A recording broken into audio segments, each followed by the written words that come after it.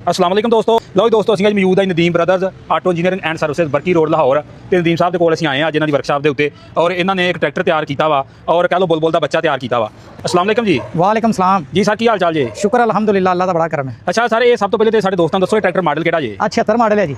ਆ ਸਾਰਾ ਹਿੱਸਾ ਜਿਹੜਾ ਹੈ ਨਾ ਆ ਬਣਾਇਆ ਔਰ ਫਿਰ ਇਹਦੇ ਕੰਨ ਵੀ ਤੁਸੀਂ ਦੇਖਿਆ ਹੋਏਗਾ 135 ਜਿਹੜੇ ਨਾ ਜਿਵੇਂ ਹੁੰਦੇ ਸੀ ਤੇ ਸ਼ੋਅ ਇਥੋਂ ਹਿੱਲਦੀ ਹੁੰਦੀ ਸੀ ਤੇ ਆ ਦੇਖੋ ਆ ਸ਼ੋਅ ਜਿਹੜੀ ਹੈ ਨਾ ਪੂਰੀ ਇਹਦੇ ਨਾਲ ਜਿਹੜੀ ਹੈ ਨਾ ਕੰਨਾਂ 'ਚ ਇਸ ਤਰ੍ਹਾਂ ਕੱਸੀ ਹੈ ਕਿ ਆ ਪੂਰੀ ਮਜ਼ਬੂਤ ਹੈ, यानी कि ये कान जोड़े ना वो भी स्पेशल बना के लाए। सही है आप ही तैयार कीते? हाँ जी आ हिस्सा जो डेंटर को तैयार कराया वो जो कन्ना छन्ना वाला काम है ना जो भारा और ये जो इंगलारन लाए वो असीं आप लाए ताकि आज जरा शो थोड़ी जी मजबूत हो जाए। जिवें असीं मरगाड़ थोड़े जे मजबूत बनाए ना देखो ना आ 16 गेज के मरगाड़ है, आम जो मरगाड़ है इन्ने मजबूत थोड़े होंगे हैं। वो कस्टमर कहते जी लो जी आ साडा पुराना ट्रैक्टर है आबाई ट्रैक्टर है वाला साहब चलाते रहे हैं तो चलो तैयार होया खलोता रहेगा सानू आ के चलो यादा तो ताज़ा रहन गया कि करिए असीं इस ट्रैक्टर में साडे वाला साहब चलाते सी आ समझ लो एक निशानी के तौर पर असीं इहनूं तैयार करवाना है। इस तरह दी साफ सुथरी गलोनाइजिंग तुहानूं नਵੇਂ ਟਰੈਕਟਰਾਂ 'ਚ ਵੀ नहीं लभणी।